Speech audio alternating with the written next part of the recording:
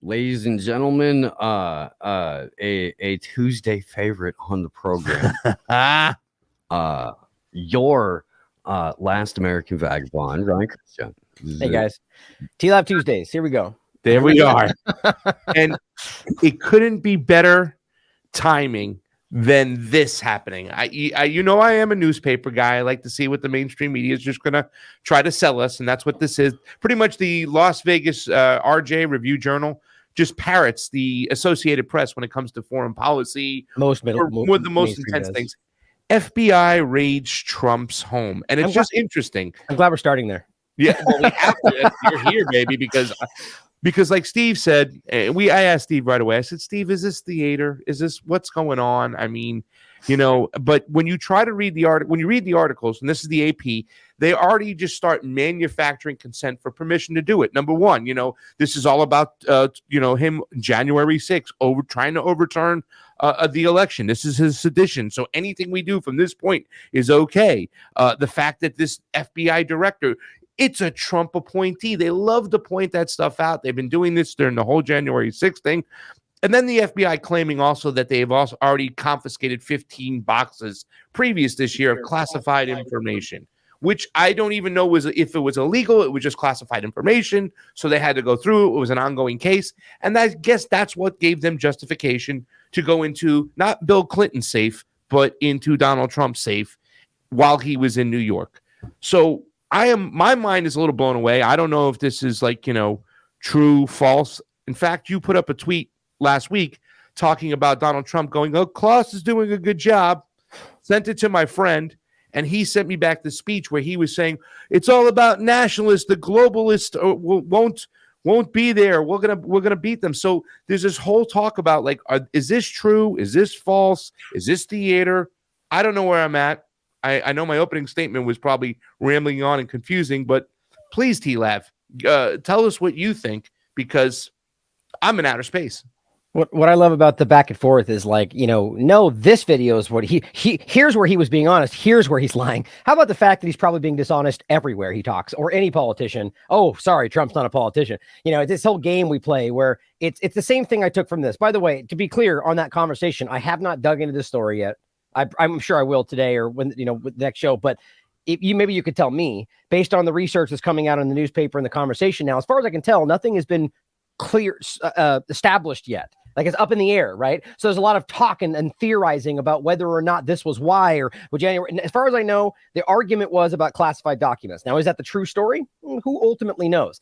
You should argue, you should ask the question on top of that, whether Trump as president before he did that could have simply declassified them on the way out of office, which is probably what happened. There's a lot of conversation there, but my point is, why are people already deciding what this is before we even know what's going on? That is the two-party paradigm ruining everything, like always, right? The problem is that people, for instance, how about this? Look, I should say this first of all.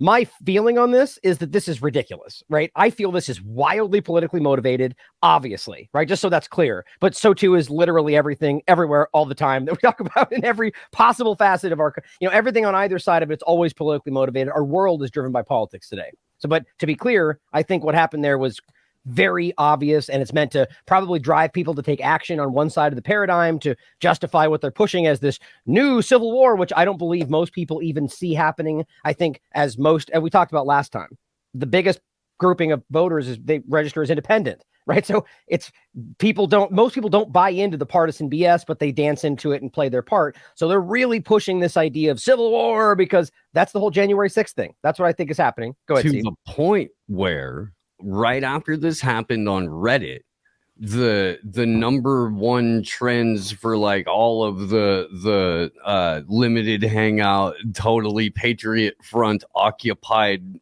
allowable on Reddit threads, lock and load, right? Lock and load. It's time. This is it. Yeah, exactly. And it's so fun. Okay, let's real quick. Let's on its face look at what the FBI warrant was for. Right. Good. Let's do that. Mishandling classified information. Which, if I could just say real quick, I'm sure you guys have already pointed out the absurd ridiculousness of taking action against Trump when you have the Clinton conversation, which was we haven't yet. About it. I mean, we haven't even talked to it yet. But yeah, that's. I mean, that is point fucking one right there, Ryan. Yes, it ain't Clinton safe to go with. Yeah, it's ridiculous. So it's double standard. First of all, which, by the way, is always important to point out, even though this right now is an obvious double standard where one side's being focused on over the other.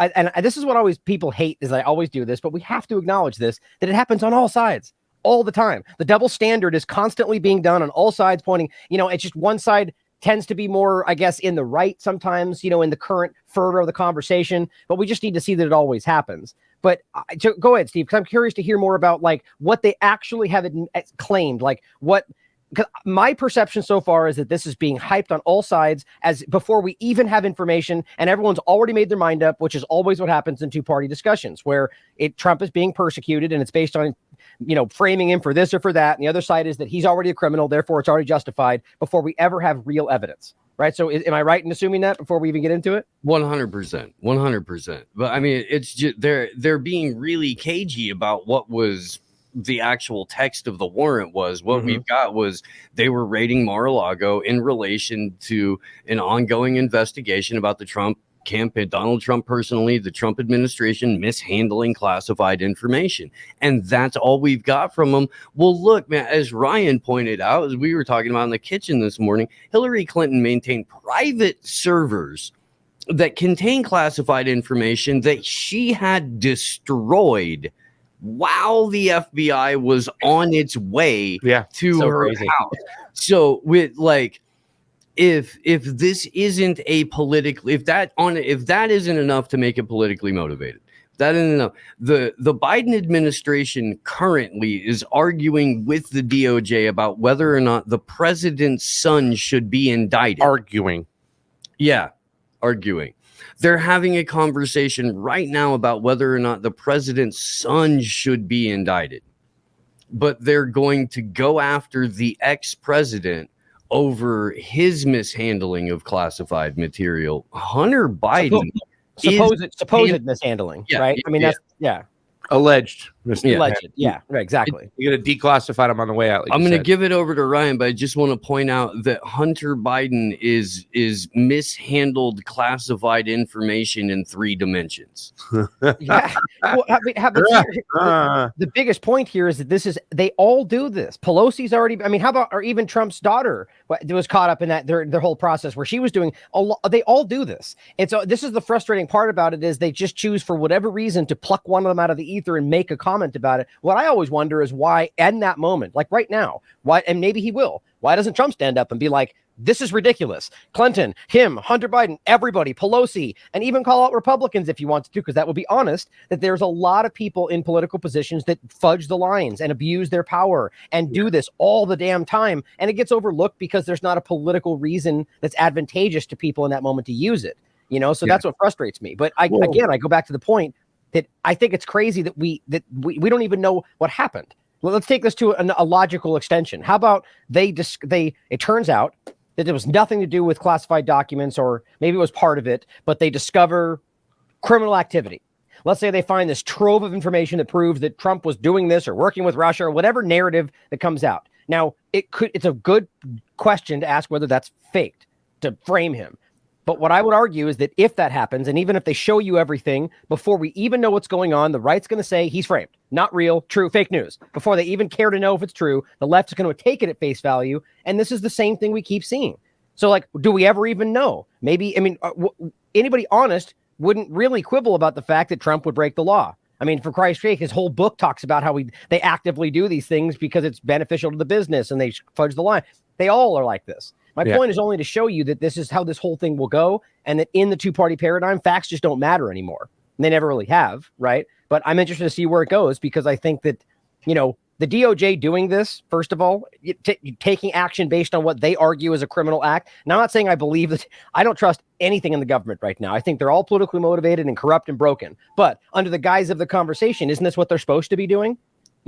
following up on leads about information if they claim there was a law that was broken. The point is, was the law broken, or are they fudging that? Sorry about the puppy. I love it. But, I wish I could have my dog here. I know you wish you can have Gomez here and stuff, but to me, really, first of all, there's a rumor I heard going around that it's just like a movie thing, that Trump was trying to weed out a rat.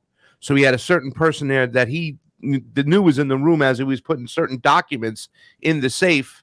And that rat then would tell the FBI, but then when they got to the safe, the documents would be removed. So Trump had to weed out a rat. That's what's really going on. Can I go and just assume that came from a QAnon chat board? Is that probably where that came from? Well, with no evidence whatsoever? I'm mocking a QAnon chat board right now. I assume so. I mean, God damn I was being totally funny and stuff. But so that wasn't real. You're just making it up. No, I was totally making that up. Oh, but how much you want to bet, Pasta? There's something like that. Yeah, floating nobody around knew you were making that up. Well, I didn't know you were making that up. Come on, guys. I really didn't. Well, I was mocking the whole limousine story, right? That's what I was saying. Third party kind of thing. No, that's not. I made that up, guys. And I know I have a future writing, like maybe some choose your own adventure books. Can I point out something, really Pasta? Television. You've got a future at writing really bad television. That's the crazy, isn't it? Reality politics. Yeah, right. Exactly. Isn't it the craziest part about how crazy things are, even where they're in the COVID conversation, where you don't know whether that's real or not when you make something that in a different time that would have been like, that's so stupid. But now we're going like, is that really what they're saying? It's like there's actual people making points like that still to this day about whether Trump's still in power, or it's like, my God. They believe this stuff to some degree. Man, let's actually go see. Well, let me just say this much let's too. See what the keyboard. See what the keyboard says. But this, to me, more than anything, is like, if this is real, now you know who the FBI works for, no matter what, right? We understand. Real in what sense? If it's not theater and Trump's not part of the whole thing, you know what I'm saying? Like, this is just an act. Because to me, the most important thing is not really, everybody's looking at the details when you're talking about what happened, why are they doing this, what's going on. For me, I'm looking at the reaction from the bleachers, the way people go right into the team sports mentality. Right. Exactly. Yesterday, I saw Mark Fincham, who I've openly supported as the Secretary of State in Arizona because of his election reform, and he's a big MAGA guy, say the whole world today united against the FBI. And I was like, no, not really, not at all. But I understand what you're saying. I mean, this is just partisan, outlandish and whatnot. Because you said like the hypocrisy. We were all talking about the hypocrisy.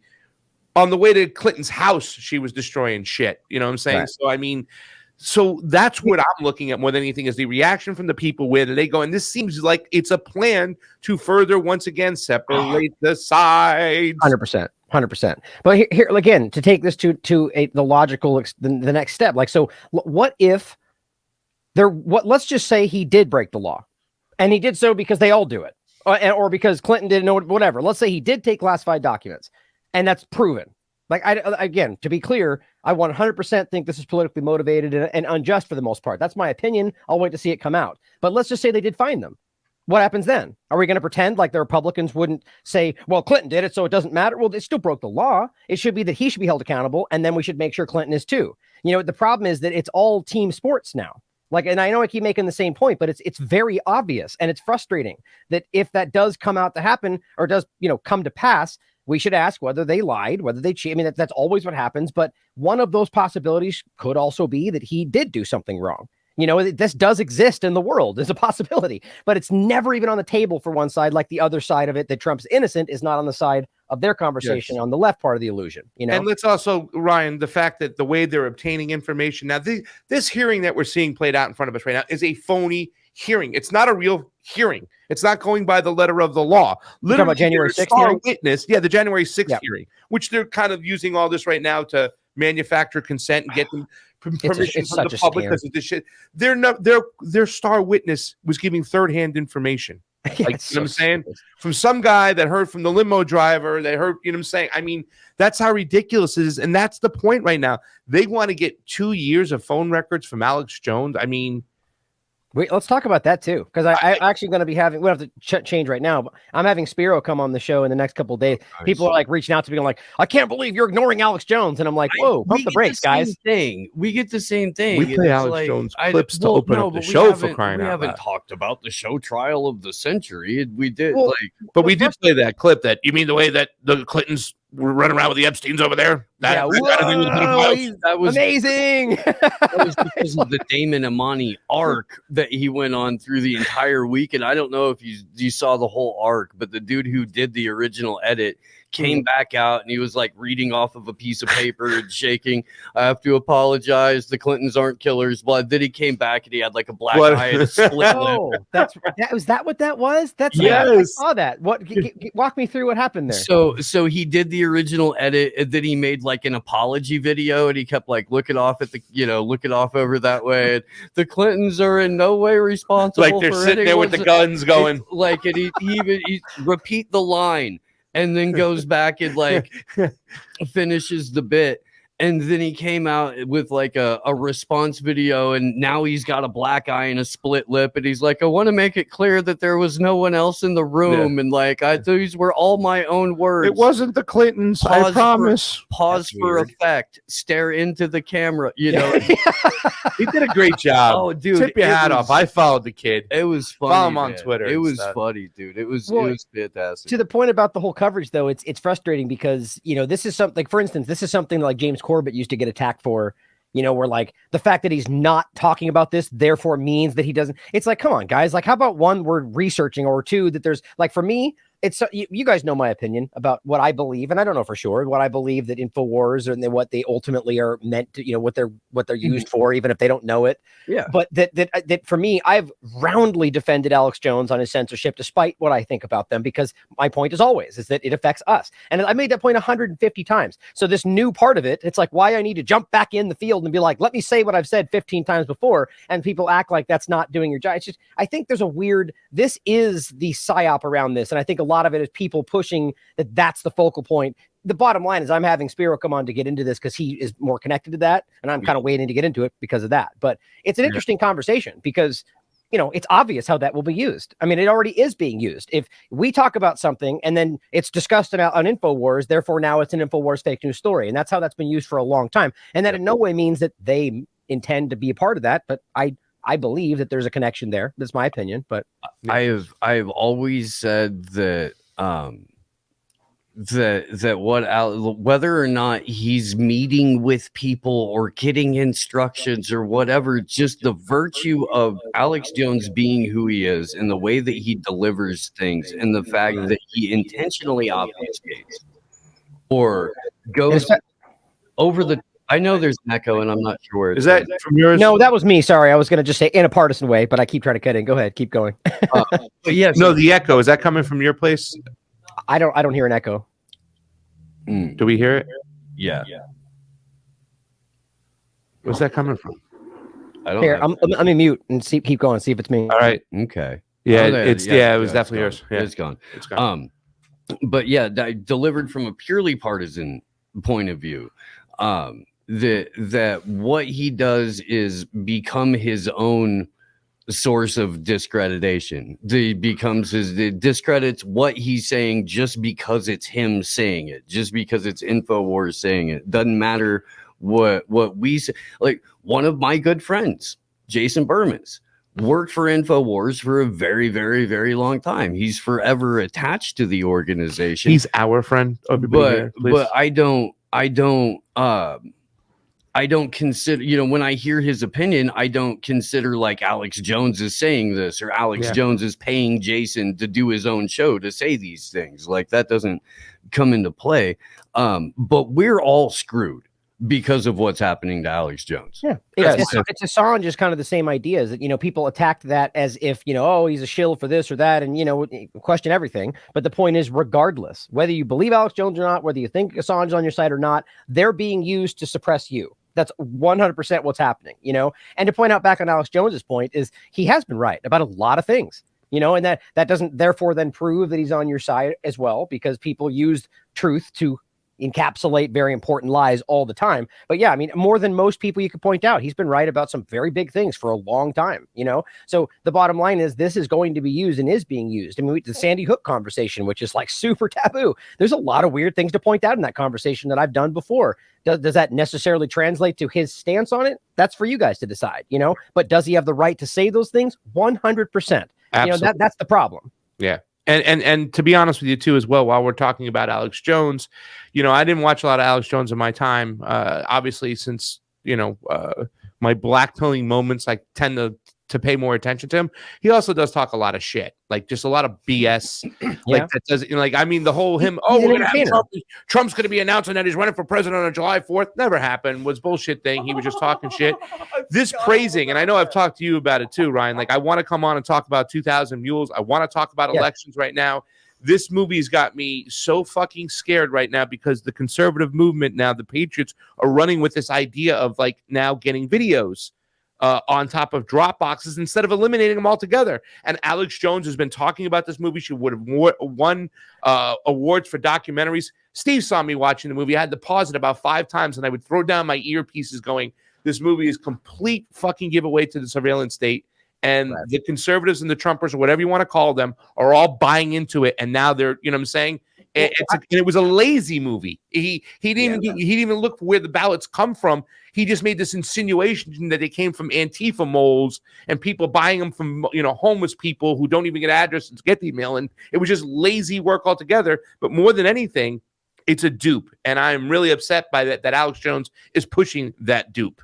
Well, and we should definitely talk about this. But by the way, and I'm sure you guys agree this is the problem again with how these conversations are with the two-party paradigm go. But what Pasta said in no way suggests that there's not obvious voter fraud and obvious election fraud that happens at least in my opinion, every single year. It's more so that the movies being used to lead us in a dangerous direction using that information. That's what I took from what you said. And what I think is very interesting is it was actually Spiro I was just talking about this with, is that there's a lot of people, we're watching this, red wave kind of thing happen, where there's a lot of Republicans being voted in places where there was Democrats historically there. And it's largely because they're taking the stance that they defend your medical freedom. And maybe many of them do believe that. My problem, though, is that most of them seem to be using that argument in ways that then kind of tap back into the same problem, but from a conservative way. Like, for instance, one of these main people that I forget her name now, which kind of seems to be one of the kind of de facto like leaders of the MAGA movement right now, is basically saying that we need to tap in to the globalization side of this because the direction it's all going, robotics and all this different stuff that we need to do it, but in the right way. And I'm like, why can't we see that it's the same thing, the same direction? Like if you're literally talking about working with the World Economic Forum for the new stuff, or rather just evolving to this new direction that they're building, but from a conservative side of it, it's the same argument.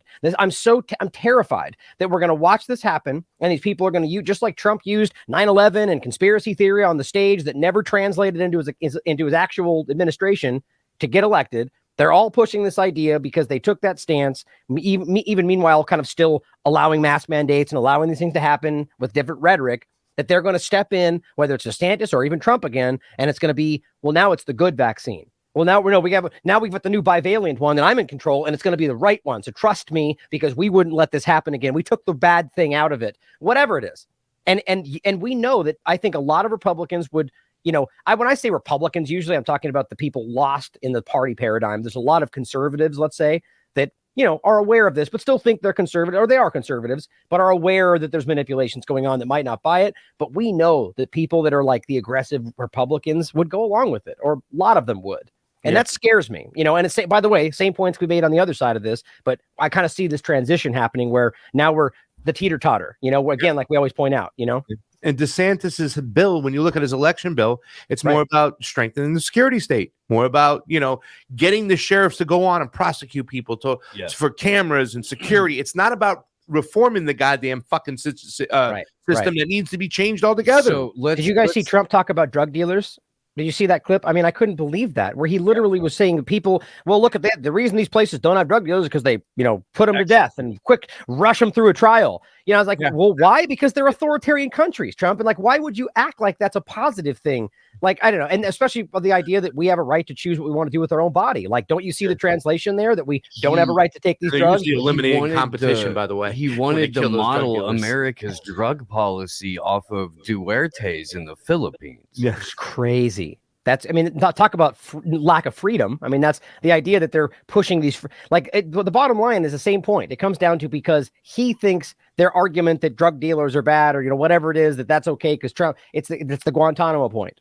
It's bad one day and it's a freedom symbol the next, and it's just because of politics. You know, it's frustrating, you know, and I'm scared about what's coming up. I was going to say, though, is I don't know if Pasta can still hear me. I definitely want to have him on to go into this soon, like before, you know, we get past all the election conversation right now, because I think it's important, because I like that we have different opinions, you know, like you know my thoughts, Steve.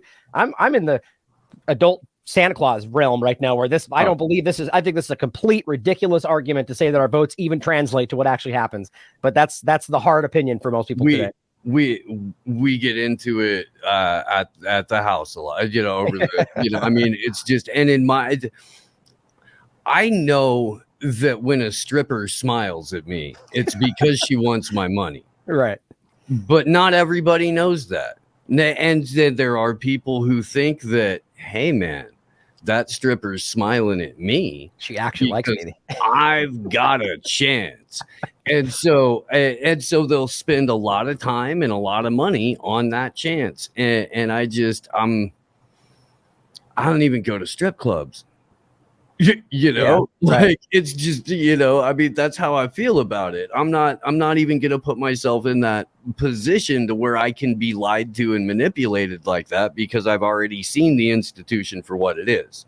Right.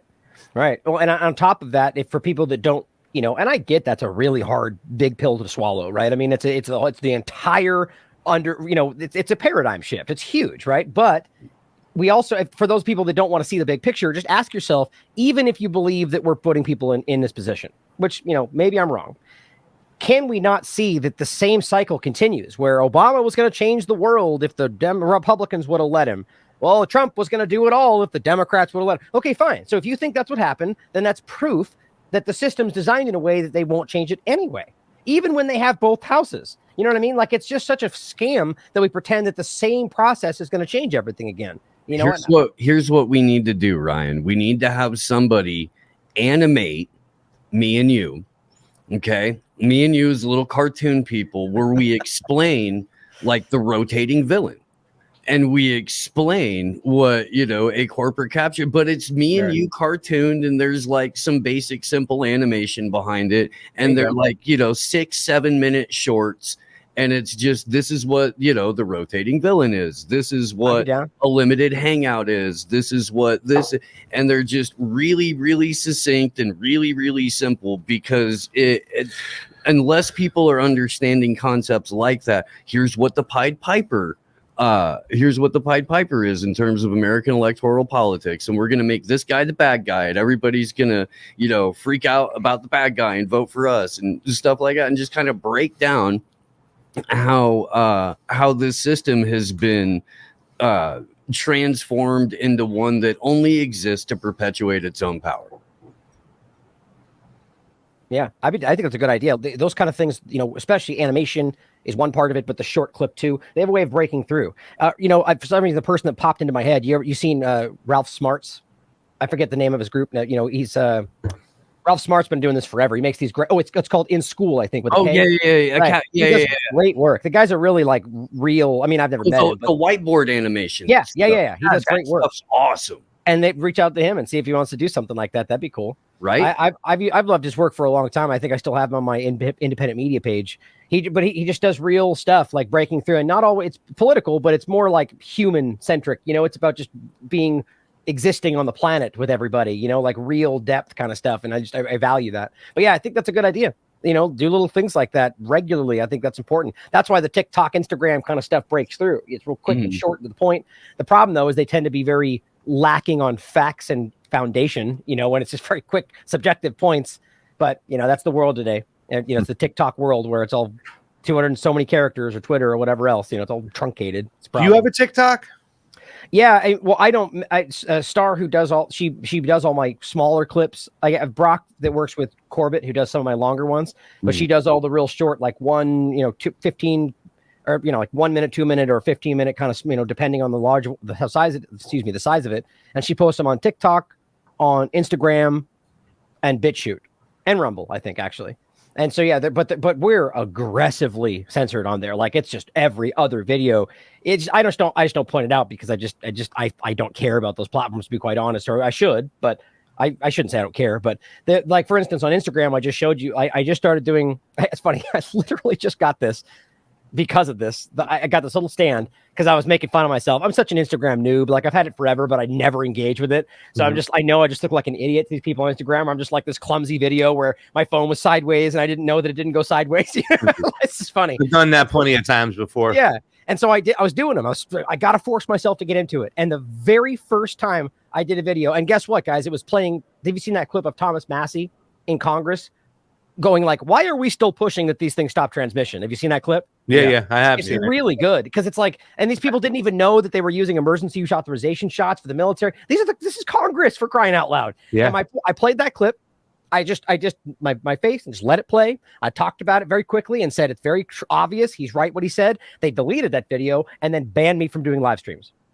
Just like that. I mean, I'm like, guys, I have a small following. It didn't get much reach. I'm very clumsy with it. It wasn't even good. There are people talking about that. You can find that video on other Instagrams that have much more conversation. Why me? Yeah. I mean, it's a genuine question. I think we generally think, well, I have my opinion, but why is TLAV so ridiculously targeted? What do you think?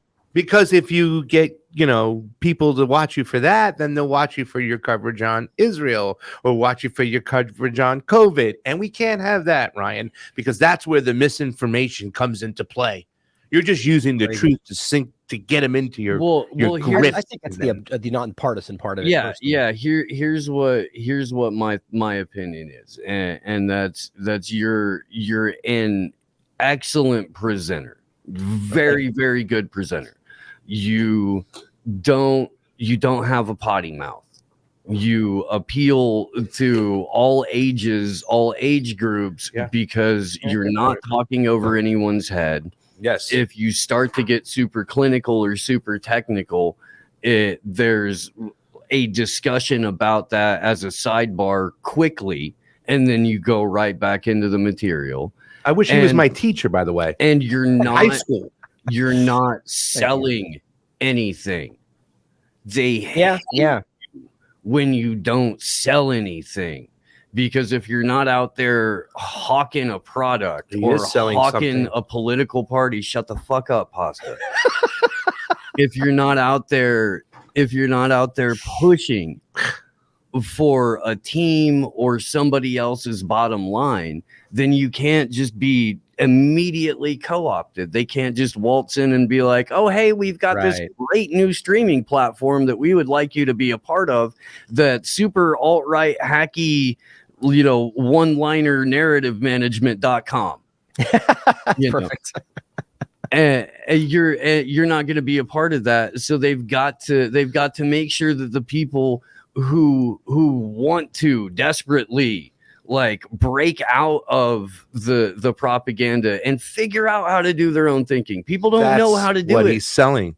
People don't know it. People don't know how to do their own thinking. So when people are out there encouraging other people to do their own thinking, they're like, "Oh hell no, you can't do that." Right? Yeah. I mean, how just that's very discouraging, very disconcerting to see that's it's just very because people don't. I don't ask anybody to believe me when I say this, but I believe you guys know. I go out of my way to be as objective as possible. I talk about things that are outside the norm. And that's why you get deemed conspiracy theory, but it's so frustrating. And I'm in a quick personal note, just the last couple of days specifically, and this always comes back around to where I'm more motivated than ever. In fact, I was DMing back and forth with Carrie after the interview, and she just said some things that really inspired me. Got me out of my slump. I was like, oh, God, man, I feel, because it gets to you. Like my server being attacked, which, by the way, I don't know if you saw my show yesterday. The HostGator team literally said, these are directed, targeted attacks on your server to bring it down. And that doesn't have to mean it's the government, but it's targeted attacks.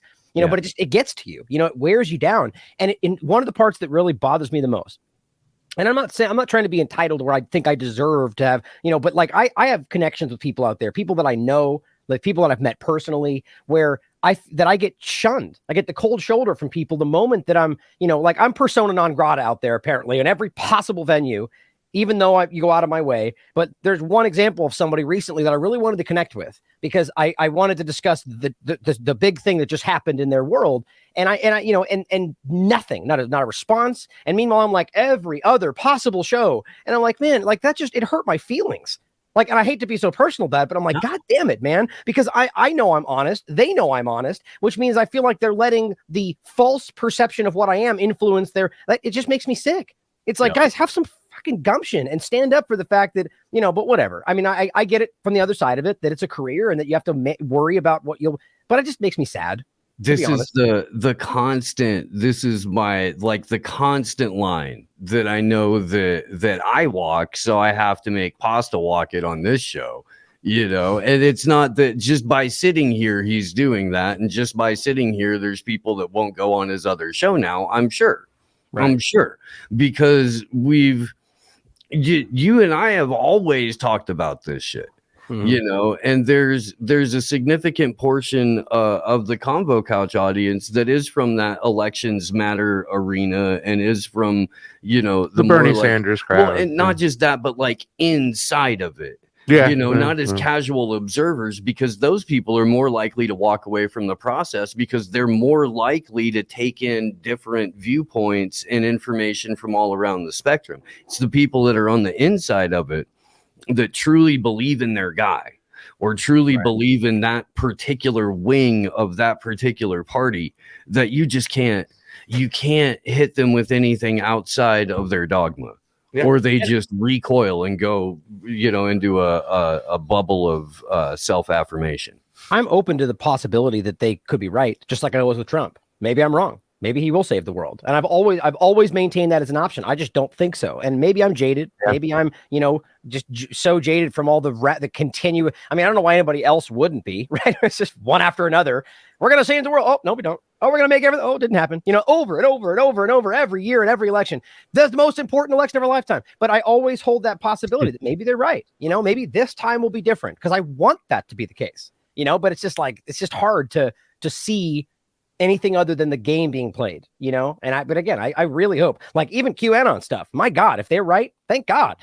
Why wouldn't we all want there to be white hats in the government that are actually fighting for you and believe that, you know, about freedom and everything else? That would be a great thing. I just don't, it's obviously not what's happening, in my opinion. Oh man, where did it go? There's some indecipherable shit in this thread. I had it up a minute and I had to walk away from it. But there's some absolutely amazing stuff in here. And some really, really bad memes. The Q crew needs to up their meme game. But okay, so this was the Q drop 4 hours after the raid. You can't say we didn't warn you. Everything has meaning. 88 2 arrow signs to the right, 411. Thought we were playing around when we said no more red strings, no more book of lies, no more black boxes. A clean house is very, very important. Remember when we pulled those drawers out of the nightstand and smashed them into pieces last year? The twins are still out in the wilderness. Remember, wouldn't want timelines to shift. No one playing the game gets a free pass. No one, snakes everywhere. You already know. Watch the water. This one is all yours. Look to the sky. I'm not kidding. It goes on. I mean, it kills me that, like, even like, again, let's just always say that what the possibility that maybe there is something to decipher there. But what's frustrating about it is that there are people deciding what that means, and then just everybody goes with it. How do you know that they're even right? How do you know that, as I said from the very beginning, just because that person may be a real person that's involved in the government, how do you know they're not from the other side? How do you know you're not being led by the nose? You don't know that. And they can't admit that. You know what I mean? It's like, just because they want to believe in it, you know, but I actually don't even think that move, I think that's lost most of its steam, to be quite honest. Like, I know plenty of people that were like die-hard believers trying to convince me that are now like, yeah, I'm sorry. You know, like, it was pretty stupid that I thought that. You know, it's like, you got to admit that it's, you know, it's only so many die-hard on the nose predictions that don't come true until you kind of go, okay, wait a minute. Like, you know, it's not really happening. You know, they're not really in Guantanamo. There's not military tribunals. Like, this didn't really, you know, and there's just another argument for why it's postponed or didn't happen. October surprise. Oh, no, next year. And, you know, just keeps happening. You know, this is the new Q line, though. In Mariupol, they're building cages for the war criminal tribunals. Oh, so Ukraine's on our side now. Good guys. I get it. Yeah. I'm not kidding. I saw that in the discussion under that drop. No, you didn't. Yeah. But see, here's exactly. So this is actually interesting. So here's what my theory has always been, as you guys probably know. There's an agenda being played out there that they want. Like that's probably the main point of Q from the very beginning, and what they're driving it toward is they want them to be associated with the Nazi fascist entity that they built over there. That was the whole point, guys. Don't forget. I mean, this is very easy to prove. The January 6th conversation was a setup that was meant to put these people on the map as the domestic terrorists, white supremacists, vanilla ISIS crossover. That part's my opinion. But the idea that the CIA built this entity, which you guys know, there's an obvious overlap. The Rise Above movement, the Charlottesville conversation, the impetus for this whole thing, they're the arm of the Azov movement for the United States. It's an obvious trail. They said that. They traveled to Ukraine. So my point is, I think there's an obvious connection now with Q going, oh, they're the good guy kind of thing, to where they eventually lay that pathwork to say they are the Nazis that are over the white supremacists, and that's the division. There's still, like, even that tweet they put out about the poll. Sorry, I know you got a point, Steve. Last point is they're arguing the Civil War, and even the pictures they use, everything. It's rooted in the Patriot Front, all that garbage, nonsense, khaki masks, and it's like. It's Antifa stuff, which is not even meant to be Antifa, the group. Just the idea that it's an illusion. This is a psyop, man. I mean, it's so obvious to me. So here's the Ukraine Mariupol thing. Today in the Philharmonic in Mariupol, I'm just reading it off of a Telegram chat, Connor. It's okay. Cages for show trials were built. This was announced by the elected Ukrainian mayor of Mariupol, Vadim Boychenko, in his Telegram. He shared pictures from the Mariupol Philharmonic to see heavy iron cages which the Ukrainians have to survive their trials. Mariupol equals Mar+a+Lago, Palm Beach, because a palm tree was posted in this thing. That's what their interpretation was? Yeah, pedo equals Philharmonic. Yeah, show trials equal Nuremberg trials. 88 stands for both the Lowenportal Nazis in Nuremberg, and Trump also is 88 in gematria. They don't go with the Heil Hitler thing for the 88 on this, because why would you? The FBI can only play with the time they no longer have. It's beginning. That's. I will the FBI is a ridiculous, corrupt from the very beginning of its institution. It's a corrupt organization, in my opinion. Yeah. There's some really good research people should dive into, even on the website, Last American Vagabond, of just like the beginnings of the FBI and what it was. I mean, it's been counter to your freedom in this country from the moment it began. And I think that's what we always need to see, creating their own events to stop them and so on. You guys have talked about it.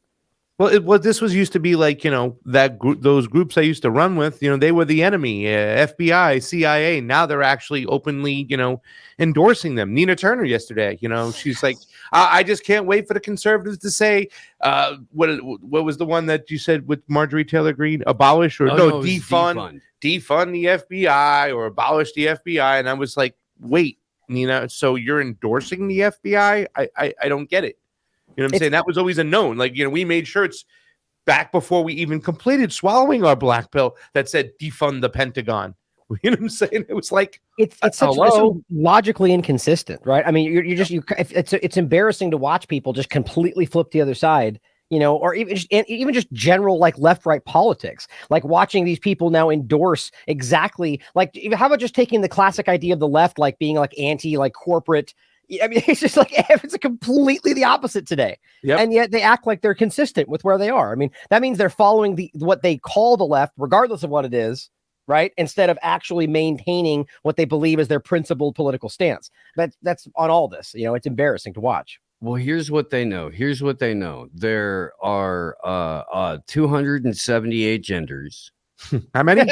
But there are 2 political parties. Gotcha. Right. And the political party that has the old white guys in it that are openly hostile towards them are far worse. So it doesn't matter what the other political party is doing, as long as they're not saying the things that hurt their fifis, or they're not tweeting the things that make them want to go and put on their footy pajamas with, you know, the animal hood and watch, you know, binge watch anime as a 37-year-old man.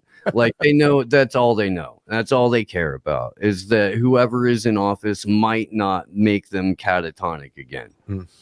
Yeah, I mean, it's kind of a weird, in a way, it's this, you know, everything seems to be going this direction, like this whole psychosis conversation where, you know, they emotionally trigger people, not to use the term in the political sense, but like actually get, you know, they put you over the line, you know, to where all of a sudden you're like, that's what COVID did, right? They destroyed everything you thought you knew was solid and in front of you and sound and consistent. And then you're out of your mind. Like, what are we going to do? Everything's uncertain. And then they give you the foundation, lockdown, mask, injection. It's all coming. It's all, and they grasp onto that raft. You know, that's what Matthias was always pointing out. And I think that's happening in a lot of these ways now, even maybe always been happening, where, you know, it's kind of like this shock treatment, not shock treatment. What's the term they use? The shock, you know, like the military does, where they're like literally like shock and awe. Not shock and awe, but there's a term like where they, you know, it's shock something, where they use this to mentally rebuild you, essentially, where they break down your mental capacity to almost to be in an alarming connection. The idea of like, you know, kidnapping kind of stuff, where they will literally like psychologically break you, and then, you know, you're easier to control, right? So I think that's part of what happens on a smaller scale, where the emotional manipulation plays a factor on a daily basis, to where these people are just so overwhelmed by it that they're just willing to take whatever's put in front of them, as long as it's socially acceptable, you know?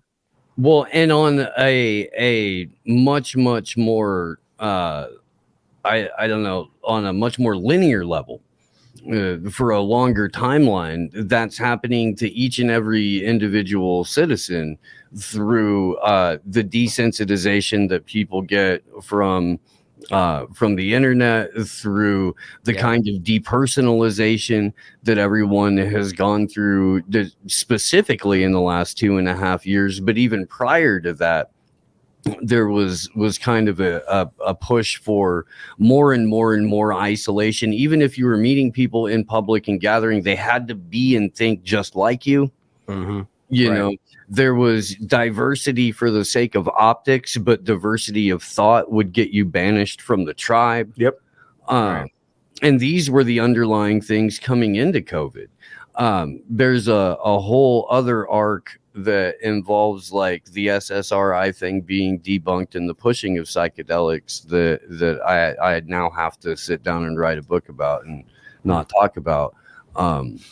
But just because of what is actually happening with it. But the replacement of behavioral meds with ones that are going to like shove them into the metaverse, so that becomes what healing is, so that becomes what therapy is, so that the solutions to life problems or your mental problems all take place in the metaverse. And reimagining. And the removal of the human component and the removal of the spiritual component to every part of the process, no matter what it is.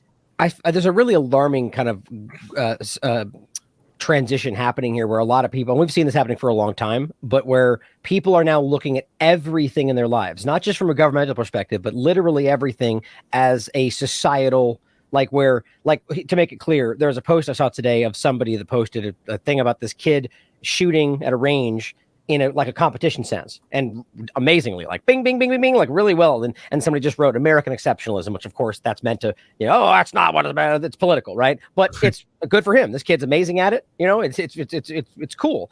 But the problem is that most of these tweets I saw, the comments were like, in what way does that help society? And I'm like, where does that even come from? Like, why would that even be the next point? It's his own personal, maybe, how about just because he wants to, and it's fun for him, or anything else? But there's so many of this conversation where I guess he shouldn't be shooting these guns in his own time because that doesn't benefit his neighbor. But see, this is where all this is going. It's this, the collectivism. It's what the Great Reset. And it's alarming. I'm watching this pop up in weird ways all over the place where, you know, COVID-19 vaccine.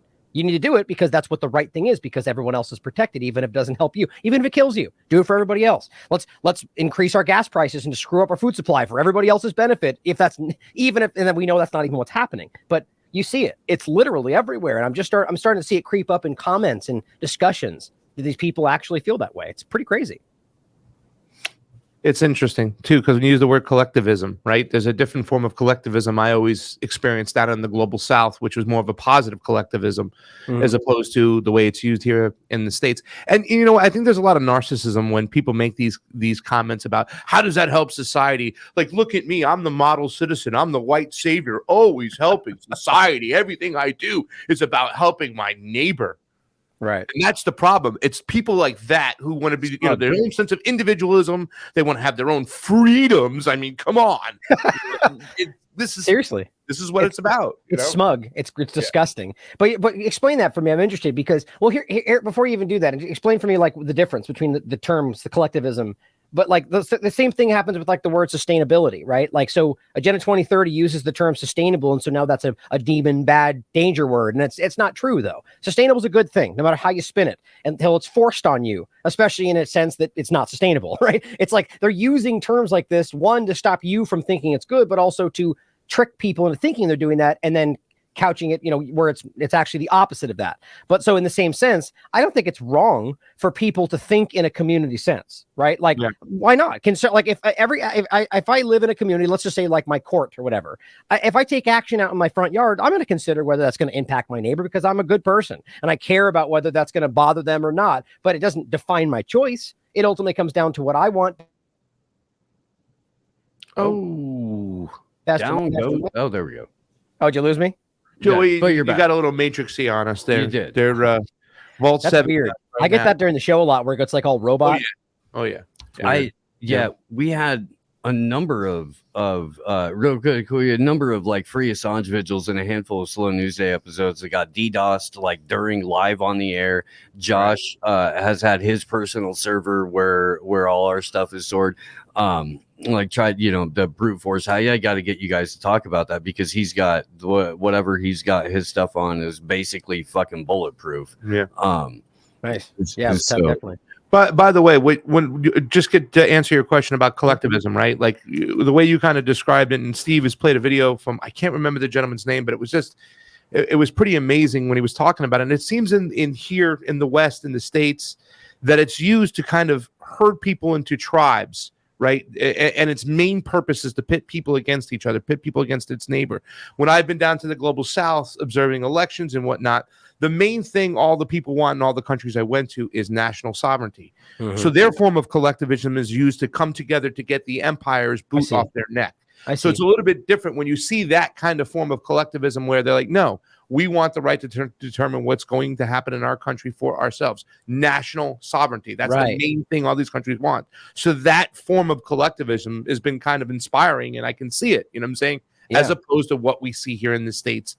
Because there is that American exceptionalism, right? Like that, you know, we can sit here and have discussions about the pronouns we want to use and whatnot and stuff.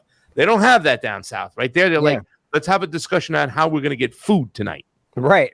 I mean, that's a great point. And what I think the main obvious difference there is the government making it happen. The government overlord standing over all of it and saying, no, this is not your choice. You have to do what's for the greater good, even if that's not actually how that translates afterward, right? So over there, it's about focusing on the idea that you're independent as a nation and that you have your own choices. And not that you then are forced to take certain actions in that direction, right? And it's a big difference, right? See, as always, guys, it always comes back to choice.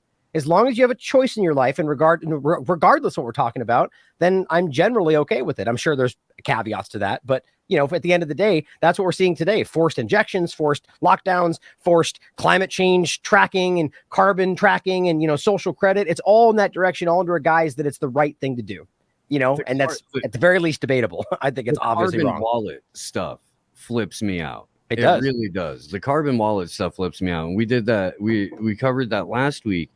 And you're going to see like the natural fallout from this, because we were talking about earlier where, okay, the different political party gets in power. So now their vaccines are good or their censorship is good or their police state is good. Whatever it is, it's good because it's their team doing it. Wow. We're going to see it. We're going to see it play out in all of these other fields the same way. And I don't know. I think all we can do to combat that is what we've been doing, is just, present the information without a hook, without an angle, Right. other than this is what it is. You're allowed to think about it what you want. Here's why the team sports, breakdowns of it are silly, and go forth and figure it out. I still feel that we're at a point where it may be, again, I always say this, maybe naive, maybe I'm wrong, but where we already have most people that are to some degree waking up and aware of what we're talking about. Maybe they're still tapped into the paradigm. Maybe they still think this or that. But at the end of the day, they're starting to, like the booster example, where right now that's just bottomed out. The booster, people are not taking these things right now. And it's clear anywhere you look. And what's interesting, I mean, I shouldn't say none, but it's it was going like this, and it just bottomed out in most countries when it got to the booster, the fourth shot, and so on. And it just shows you that people are like, okay, something's off right now, and they're not buying it. And so how do we tap into that? How do we get all these people? And again, I think the two-party paradigm is the biggest block from letting people come together on these core issues, but so how do we stop that? Like, I'm with you, Steve. We need to keep doing this. You guys need to keep doing your shows. We need to keep getting information, but what else? And I'm not talking about like violently marching through the street. I think we should be marching through the streets for sure. But I'm almost always against violence. But I think at the end of the day, we need to figure out how to tap into that grouping of people and get them to recognize that it needs to be independent of those parties, or that you are the majority, or I don't know. I think they're putting up a front still, right? Like, I think they're still putting up a lot of noise. I think a lot more people are kind of getting to that spot where, like, okay, all right, like, I don't know exactly what's going on, but I'm done with this bullshit. It's one thing after the other. They keep pushing the boundaries every single step of the way. I mean, I at one point, maybe 20 years ago, maybe when George Bush was in office, they could sell this Ukraine shit. They can't sell it no more. People are done with it. They're like, okay, we don't have crap at home. We have homeless people all over the place. Our roads are falling apart. We can't put gas in our cars, right? Because it's so goddamn expensive. And you're sending $8 billion to Ukraine since the military action started. And not only did you send it, you're bragging about it. And I think there's a lot of people who are going, okay. So I think a lot of the noise we see online is what the handlers are allowing to get out there. They're trying to suppress every single bit of information.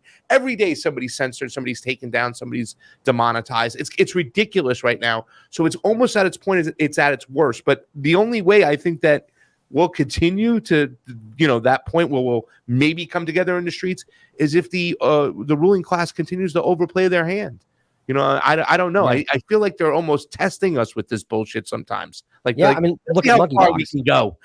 Right. Look at monkeypox. I mean, how in the world are you going to declare an emergency for something where no one's died, where there's minimal cases, even if you think it may translate? That's not an emergency. That, you can't hypothetically say it might be one tomorrow, so therefore we're going to declare it now. I mean, everything about this is just unjustified, unscientific. It's illegal. I mean, it doesn't matter. It's just I think you're right, though. I think they're the cornered animal position at this point, and they're doing. I mean, I think to your point about Ukraine, I think the reason that blew up in their face is because of work like ours, and because the COVID discussion did very clearly blow up in their face. So now people are more primed to ask questions. Like, for instance, SSRI's discussion, Alzheimer's drugs, all these gigantic conversations are kind of deteriorating. People are going, wait a minute. Okay, so this is wrong. That's wrong. What else am I being lied to about? Like, that's happening right now. People are going, well, let's talk about GMOs. Let's talk about all these things that we thought were always, they're opening Pandora's box. And I think it's because it's been clumsy. They've been forcing this in. I don't know what the reason they feel they feel it's necessary to push past all of their, fumble through the whole thing just to get it there. Maybe they do to some degree believe that we need to reach this by 2030. I don't even know what their mindset is, but obviously they pushed it to the point of breaking, and they broke it. And they're still going, though. It's not stopping, but I think people see through this, hands down. And the positive, okay, so here's the thing. They push the monkeypox. They're pushing the ESGs. It's the thing. They're pushing things, but it's also the suppression of things. All the work you've been doing on ivermectin, we've been doing work on ivermectin for how long? Once again, the silencing and the quieting of anything ivermectin is just ridiculous. It's telling you something. So it's on both ends. It's like, okay, they're suppressing information and they're giving us bullshit. Enough is enough. Well, how about on the ESG point? I mean, I still can't even believe this is not like on the Onion or the Babylon Bee, is that in UK they literally decided that nuclear weapons, oil and gas are considered green, so they can be used in the ESG framework. And why? Well, because those things are needed for foreign policy, which then enforce the greater good. Like, it's like that. What broken, ridiculous child logic? That is stupid. That it's rationalizing the exact opposite of what this is for because you want to. Even their own people stood up and were like, "What? Gas? Like, what are you talking about? Like, it's everything." But they did it. You know, it's nothing means everything. Everything means nothing. And I almost think it's meant to drive people into a point where they just go, whatever. You know, I'm done. Like, I can't even do this anymore. It's really funny that you say that. And shout out to Jesse Jet, because he just tweeted out, Democrats love to say shit like, we just passed the historic No Pets in Wood Chippers Act. And then you read the bill and it plainly states that all citizens must immediately dispose of all pets in a wood chipper. Right. Is that the Inflation Reduction Act? Is that what you're making fun of? Yes. Exactly. Which was Build Back Better, and they just changed the name too as well, and it doesn't help with inflation. It's supposed to tax the rich, but it gives them subsidies, and then it puts a bunch of money into ESGs and gives more money to Obamacare. I mean, well, you know what? Everything about it is just like, hello. You know what scared me the most about it is when you dig into it. I mean, not even dig into it. You just go through the precursor discussion from Politico, but when you dig into it, it gets even worse. But from what they're referring to, they're saying don't worry, it's only people with $400,000 or more. But then they immediately go, but those people then have to give all the information about people's accounts they're using within those companies. It's like, so it's the average person with a bank account that you're going to be, tracking more, or crypto. The IRS, right? Yeah. Well, the IRS part of it. Yeah. That part of it, the bill is ridiculous, where they double the I don't think that's actually happened yet, has it? Not yet. It's got to be passed, I think, the bill before that does happen. But I think there was already a push. They already hired a bunch of new IRS agents too as well. Already, I think they've already done something like that. 87,000. That's in the bill. IRS doubling it, 10% increase in their budget. But what if you go into just the climate change part of it? It's the same point. If you look at just the climate, it's all of them amount to more tracking of your life, more control over your actions for the greater good. Right? Taxing for this or incentives for that. My point is always, if you watch even the vaccination progression, is that it always starts with, oh, you do this and we'll give you a donut. Here's some money. Here's this. Here's a free access to this. You get to the front of the line. Then it becomes, oh, if you don't do it, you have to pay more taxes. You can't do this. You have to go to the back of the line. Then it becomes, well, these people are killing everybody and we have to make them do it. Right? It's just this transition, and it happens seemingly in the process of a week these days. But it happens, and I think that's where we're starting. This is, as you said, this is the big, well, not first, one of the pushes from legislation to drive us in that direction. And it even lists, but doing this will get us there by 2030. It's like, what do you mean? Just picking a number? Well, no, obviously they're talking about Agenda 2030 and the UN Sustainable Goals. That is the same thing. We're talking about the Great Reset. You guys know that, but people need to understand that. This is Build Back Better, just in a different name, just to make it more fluffier. To kind of Jet showed. To kind of when Ryan was talking about, it seems like the latest stuff isn't working. Like Ukraine didn't have as long as a shelf life as COVID did. Monkeypox doesn't seem to be having as long as a shelf life as Ukraine did. Dr. Ely was on a couple of months ago, and he said the thing about when you give people trauma, when you force people into a state of trauma and into a state of PTSD, they shut down so hard that the re-traumatizing them becomes more difficult. Wow, like it's the reaction that most people have to being severely traumatized, like they were with the COVID psyop. Is just almost a catatonic state. So that when you keep assaulting them with new stuff, like they've allowed no recovery time. Right. And that's what Dr. Ely thinks is one of the bigger mistakes that the predator class or the parasite class or whatever you want to call has made, is that they've allowed no time for people to recover from this so that they can be re-assaulted and remolded. Right. And so go ahead. That speaks to what we just talked about, right? That this, I don't know what it is, but I believe there is something lighting a fire under their asses for why they feel they need to do this now, even at the detriment of their agenda. Like they can't wait in their minds like that. Like, because normally, as I play that clip from Jordan Peterson, that's what they'll do. It could take years where they push it and then they see it. Well, wait, 2 years later, it begins under a different name, right? And we're screaming, but people don't see it. And then they get to a point where we start paying attention. They wait, and eventually you're 40 miles from where you started and you don't know how you got there. And so I think right now you're right, Steve. They're not doing that, at least not like they had before. And even the COVID narrative they acted like it's like we're over it, kind of. And people tried to push that. Like, thank God COVID's over, but it never went away. It barely even stopped. Right away started building back up again. So I don't know what it is. And I truly believe that there's a reason in their minds. If I had to guess at it, I think it's either because of what we're doing or because of some natural evolution of thought, like the Yuga cycle conversation. People are becoming aware in a large, unprecedented way. And they're going, shit, we need to do something. Let's just turn it into an AI-controlled society or technocratic panopticon. That might do the trick. I don't know. There's a lot of I think the aliens are going to be coming in about 6 years. So they're trying to get 6 years from now. Who knows? That's why they're trying to get like things like, just, up to speed. So when the aliens got here, they got their house cleaned and in order. Well, no, we're all when Nibiru returns, when the 10th planet circles back around and our Anunnaki leaders come and take over. Yeah, the Anunnaki leaders.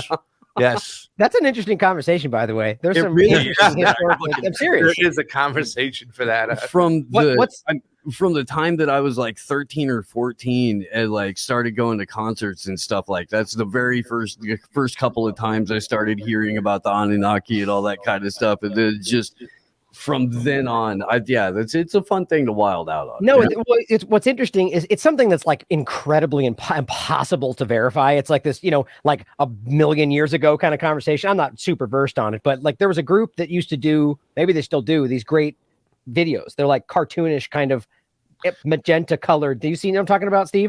And they did these great videos on it, and they were intelligent. Like they were like very well thought out, breaking down like what they believe is this like, Atlantis level, like so far ago thing. And it's like, who knows? Maybe why do we think we understand completely just because we're told by experts what, it's like, I question everything today, doesn't mean I believe that. Have you ever met a practitioner or a tenet of that particular like faith or belief system where like, okay, man, I've seen like a family sit down to dinner and have a conversation with Inky before they go and they dine. Like it's interesting. They also have like a prayer for God. Yeah. It's one of the Anunnaki gods. And same family had like an animatronic Cherry Garcia doll. That's funny. Okay. I guess my thought on all this kind of stuff is like, again, it's a fun conversation. It's completely off the rails. Like who fucking knows? But at the same time though, there was a time not too long ago where plenty of things we know are 100% fact today were ridiculous talking points that everyone laughs at. And now we're like, oh, well, maybe we really didn't go to the fucking moon. Maybe these things aren't actually as clear as we thought they were, and so we're scientifically, we can very clearly prove that there's lies around that story, so it's interesting to me. That's why it's always so important to keep an open mind with anything like this, but there's nothing you can prove about it. Then it's just fun to talk about. That's I often get this thought in my mind, like Marvin the Martian and his associates standing on the moon watching us and taking notes, and the way the people are reacting or not reacting, the lack of reaction, they're probably sitting there going, I don't think these people really deserve to live. I don't know if we should save them. They're really a bunch of chumps and suckers. Look at them just getting raked over the coals down there. By this ruling class. Look at what they call medicine. They're putting chemicals in their body and cutting parts of their body off. These people are crazy. It's like if you really think about how archaic and ridiculous that is. Weren't Marvin the Martian's colleagues one abominable snowman? I think you might be right. One singular abominable snowman. But I do remember seeing like two Martians on one episode one time. I could be wrong. Maybe that was in my dream. Martian? I don't know. See, that's what I can't remember if it was a chick Marvin the Martian. Somebody with a different Mandela effect experience than me or Pasta, please. Let us know if there were multiple Martians. I want to bring back, Steve and Pasta as Heckle and Jekyll. You know what I'm saying? Like that. Like, oh, let's go for it, baby. Let's do it. I love my cartoons. Well, I think I'm going to leave you guys. I got to get some other stuff done. But it's great talking with you guys. I really enjoyed this morning. So hey, TLAV Tuesday. Next Tuesday is we're going to leave this sweet spot open for you right now. 7:15 to 8:30 is TLAV Tuesday. If you want it, you can have it, my friend, because we do appreciate you coming on over. I've been watching you for quite some time, and it is really awesome to be able to have these conversations with you here on the morning show. I think it's a great show, and you bring a lot to the table. He did name the segment TLAV Tuesday, and you are in fact the only TLAV that we know. So if you don't show up, it's rock and roll. Yeah. Well, before I go, I as you guys know, I'm doing the Rockfin exclusive show, the Moving Target now. So I want to have you both on at some point. Just kind of go over everyone's experiences and interview and whatnot. And Pasta, shoot me a DM, Twitter, whatever else. Let's connect and make this election discussion happen. I'm looking forward to that. Definitely. I wrote a piece on it. It's not the greatest, but it gets to the point. I'll send that over to you. And it's something I like to discuss because it's happening right now. We're not in a better place when it comes to our elections. We're in a worse place, and we need to get this out there because they're actually using now the conservative patriot movement to usher in the fourth industrial revolution. Cameras on drop boxes are a nightmare, and the only way they'll work is with facial recognition, and now they'll be everywhere. We need to eliminate these drop boxes. They're nowhere anywhere in the world that I've been to see in elections, and that's something I just want to yell about from the top of the rooftop because it was you guys who got me, looking at the whole security state and what's to come if we keep going down this road. Yeah, and I just leave you with the idea that let's ask yourselves, guys, whether or not the entire conversation of the election fraud and the drop boxes and the ballots and the whole thing was all meant to lead in this direction to where they could rationalize facial recognition from another side of the party, so it gets pushed in from all angles, from different excuses. Who knows if that's the case, but that does happen. So as always, guys, I love your show. Thank you for having me on. I'll talk to you both soon, I'm sure. So have a good one, guys. On everybody.